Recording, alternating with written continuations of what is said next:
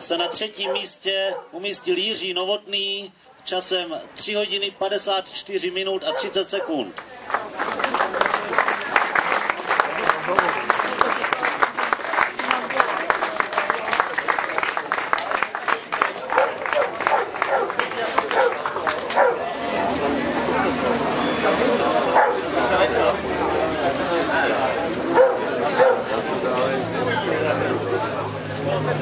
Na 2. místě doběhl Milan Doležal v čase 3 hodiny 48 minut a 45 sekund.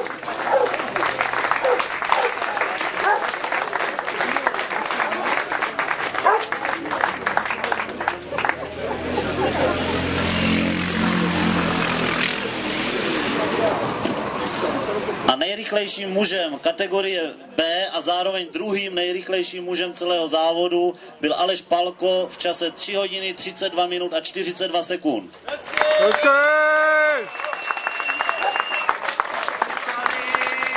Nespadni z toho, prosím tě.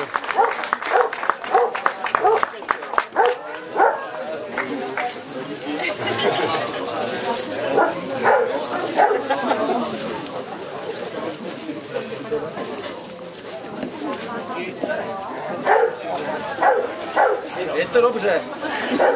Zamávat. Ano.